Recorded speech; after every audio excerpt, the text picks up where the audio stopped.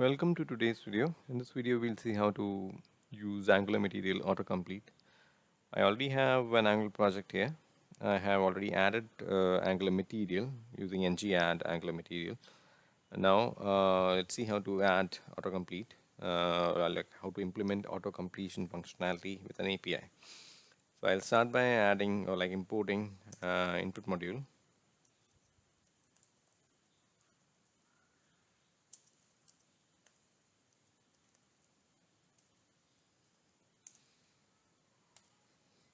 We'll also be needing the Angular autocomplete module.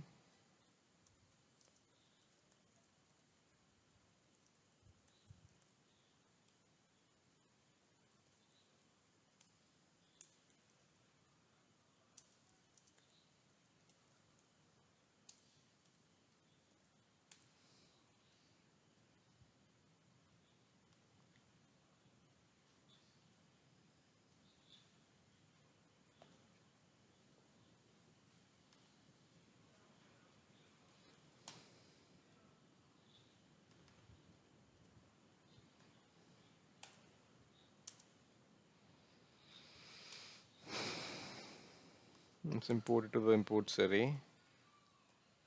Mat input module and mat autocomplete module. We don't need autocomplete here. Okay.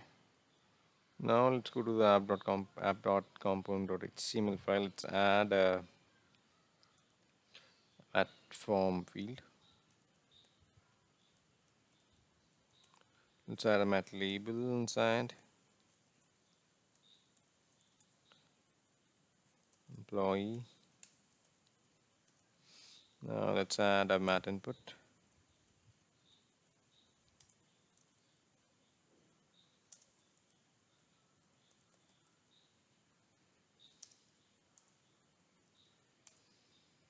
Type equal to text. To save this. Now let's add mat autocomplete.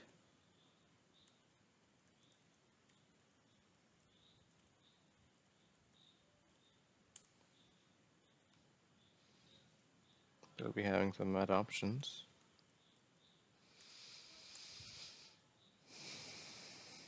We can iterate this thing using ng-for. That item of items options maybe.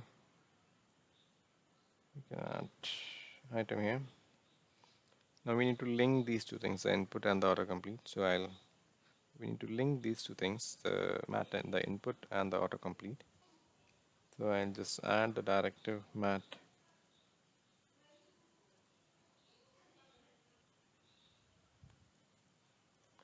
to auto, and here we need to add a hash for this thing. To complete. Now these two things should be linked. Now we need to define some options here to show up in the autocomplete. So I'll go to the app.component.t file and add options equals to say array. Sam Varun Jasmine. Now if I run the project,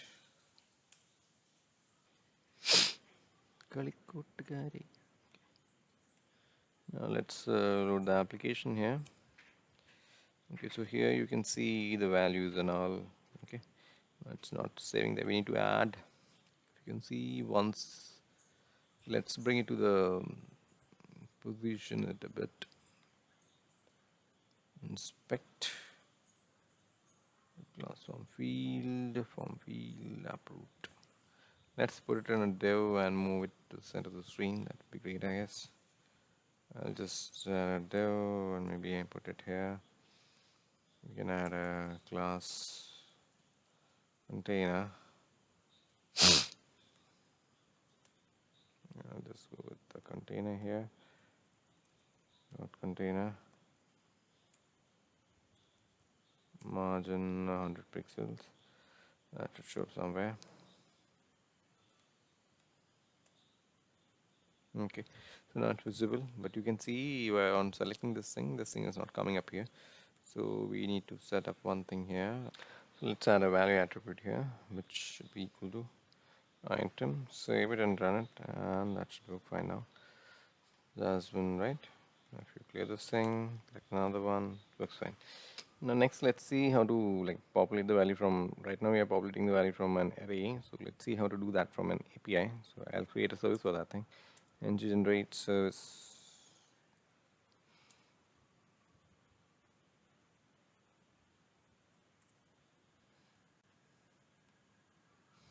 So that creates service.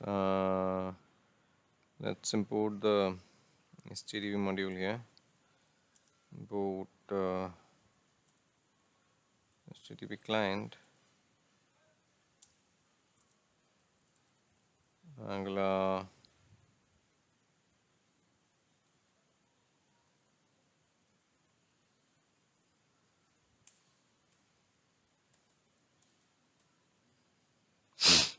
Okay, let's create an instance of HTTP.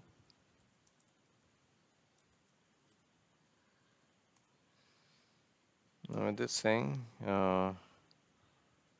let's add a method here, get data. It returns this dot. Using HTTP, we'll be calling an API URL. It's an open API. It's available on jsonplaceholder.com. So we'll just process the data and pipe the data to map. Now the response, we are expecting the response to be an array.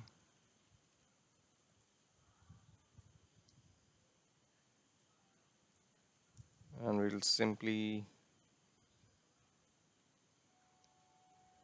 map it again and map it to create an item. Now this item, what we'll do is we'll return item.name, and it should be good. Okay. Now this will return the data that will be returned is like this is the actual API data. So what we're doing, we are simply passing out the name from the objects. So we'll get a name things from here. So now we need to call this service inside our app component.ts file. So what we'll do is we'll add a method here. This dot. So we need to initialize the service instance first. So private service. We also be requiring form builder. Form builder.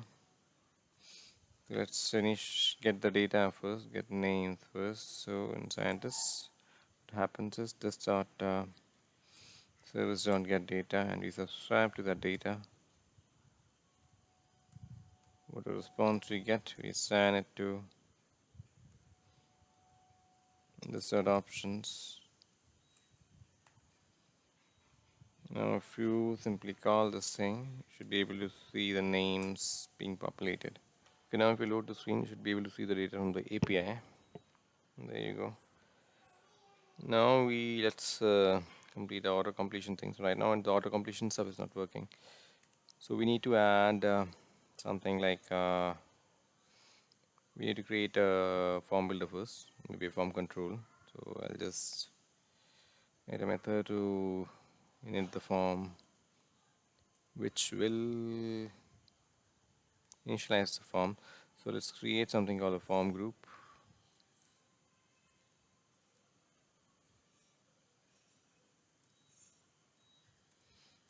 Form group, and inside form we can add like this dot form group is equal to this dot fp dot group. Let's add one control for the time being since we have only one. Employee, just add a value as empty.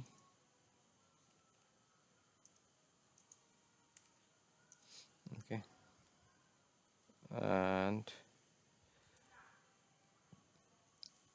let's add a change even for this thing, the form group dot get employee not value changes dot subscribe.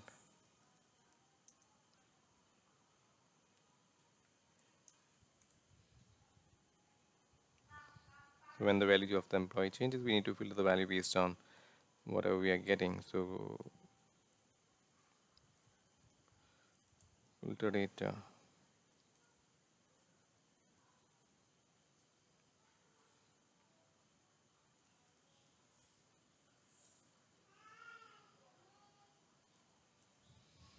Filter data with whatever response we are getting. Okay, now we need to init the form.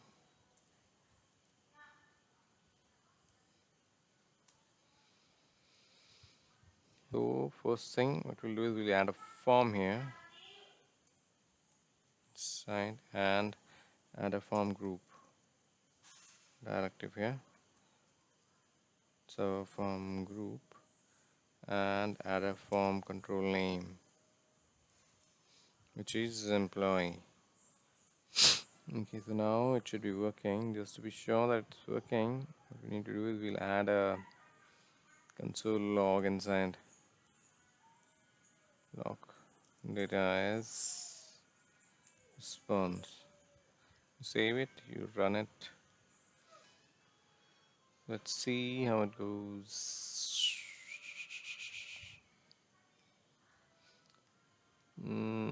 Okay, now if you see, data is here. If I type in some data, if I press some data, it's there.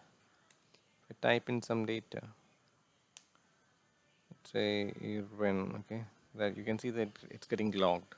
So we need to filter the results based on whatever is entered here. So for that, we'll do one thing. Now let's write like, okay, now let's implement how to filter the data. So here I'll just set this dot options equals to this dot options dot filter.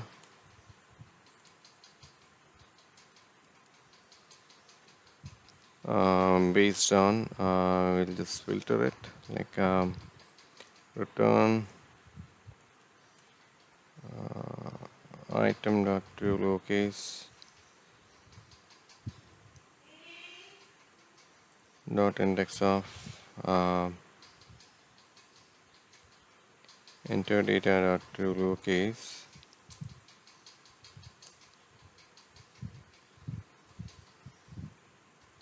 with this thing, the index of this thing, if it is greater than -1, that is if it exists, we'll return the data.